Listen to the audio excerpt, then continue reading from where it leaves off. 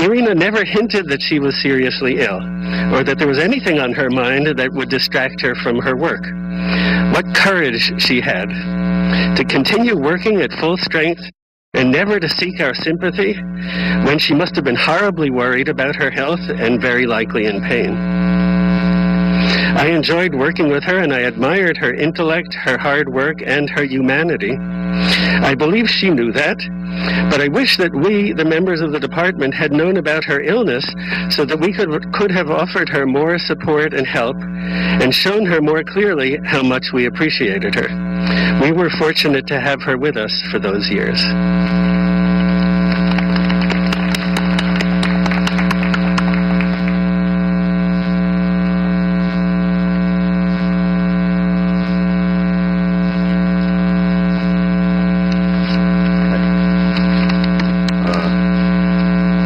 Feeling that came to my mind when I learned about the dedication ceremony is bittersweetness. I think it's a very sweet thing that we have the tree. It gives us an opportunity to reminisce about the good old times. I think that's a sweet thing. And it is, on the other hand, it also reminds me of the pain when I felt her passing. So that's why I think that's a feeling I call bittersweetness. And I felt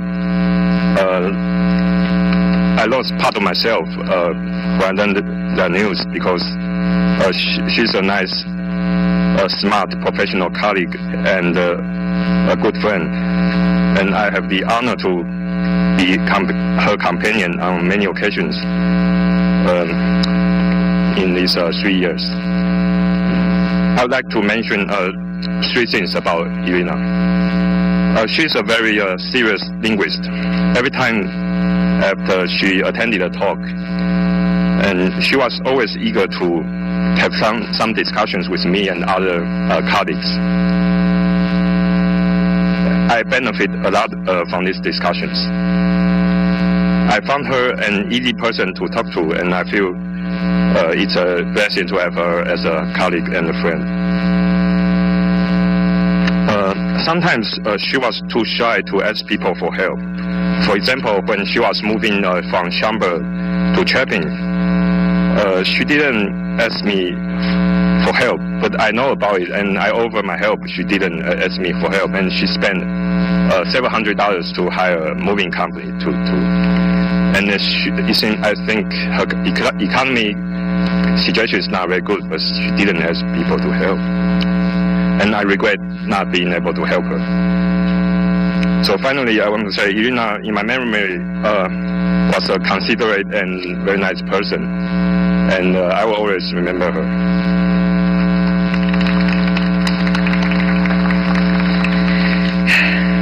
Thank you all for your memories about Irina. I would now like to ask Kent to speak about the Irina Tarabak Fund.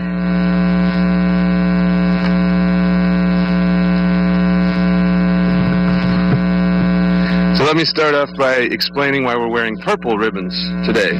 Some of you might know, but October 20th is today.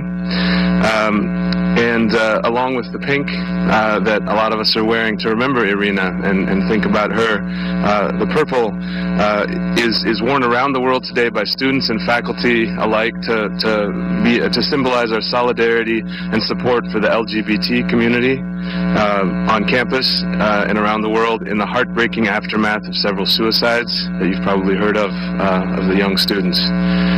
That brings up a very important subject, something really close to my heart, and something close to this commemoration today, bullying. You never know how long you will have with someone, whether a wife or a parent, a friend or a colleague, so treat them well. It will be worth it. There's not enough time on this earth to do things the easy way. Look behind me at the plaque again, and her words, "There's no time for easy things." She said it in that beautiful letter that I had a chance to read earlier.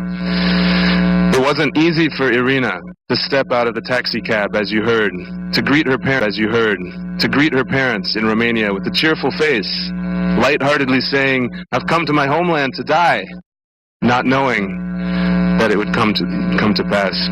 It wasn't easy for her, in the face of great pain, in the moments of her death, to say over and over and over again to her family members gathered around her bed, "I love you, I love you, I love you, I love you, I love you." It wasn't easy for Irina to take the love of my life under her wing and talk with her about her troubles in life and in linguistics. It is never easy. It will never be easy. So the Irina Tarabak Fund, in that spirit, will be sponsoring, with the support of local businesses and organizations, as well as past and future donors, a scholarship in her name that will support a student who doesn't take the easy path, who doesn't give up, who doesn't stop teaching, helping, learning, and loving. Someone who grew up in similar circumstances to Irina, around brilliant academics. She was a precocious child, as we heard, someone who valued friends and family, but also academic pursuits above all else. I will be proud to be part of the future of the fund, and I look forward to seeing it nurture other Irina Tarabaks, encouraging them and supporting them for years to come. So in closing, I'd like to tell a story.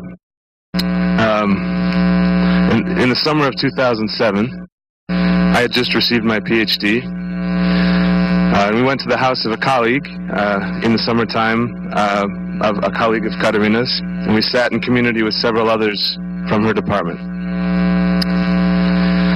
We were enjoying ourselves immensely, and we traded stories with the others until the conversation changed course. I recall the faces, and I recall the words. The people in the gathering began to talk about Irina, though she wasn't there. We later found out that she had left a few days before to fly home.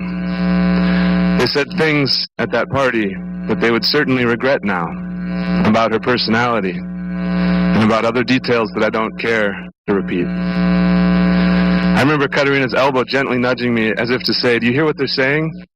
And I looked back at her helplessly as if to say, "What can I do?" As an outsider, I knew that my place was to stay out of the conversation, but after a few more moments of bully-like behavior, by several of the people at the party, I had heard enough, and I knew that I should say something, and I did. This brings me to the heartbreaking story why I'm wearing this purple ribbon, of Tyler Clementi, that I'm sure you've all been hearing about. If someone would have stood up for him, he might not have jumped off the George Washington Bridge. It's heartbreaking to me. Not to compare Irina to Tyler Clementi, completely. He was just a child, he was 17, I believe, and she was 37 when she died. She had already accomplished lifetimes worth of work. She wasn't about to kill herself either, as he so tragically did. But only months before her death, I remember this party where she was being bullied, and I will never forget it. So I'm a quirky academic, I happen to use the same word, as most likely are most of you, and that's wonderful. I've gained too much weight in recent years. Sometimes I look ridiculous. I don't really comb my hair very often. I have a chip out of my yellowed teeth. Sometimes I don't shower for way too long. I'm strange. I have strange ideas. We all are. Irina was strange, just as we are. And when you come up to this tree in the coming days, look closely. There's a scar on the bark. It's imperfect, as we are. Let's celebrate our differences and honor the imperfection in one another. I encourage all of you to go out and sow the seeds of kindness and generosity, friendship, scholarship, and academic integrity. That's what this fund will be all about, and why I'm so involved in it with Katerina. And if you want to find out more, come talk to us anytime.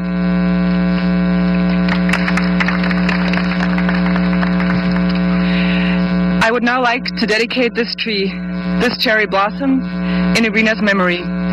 May this tree grow and blossom. May this tree remind us of the dedication and passion that Irina brought with her. Irina's dedication to her studies and her career as a linguist. Her passion for her literary and translation work. And the friendship and respect she showed towards her friends, family, and all her colleagues. We will first hear a piece Sonata for Solo Clarinet, also called The Enchanted Bird, by a Romanian composer called Tiberiu Ula.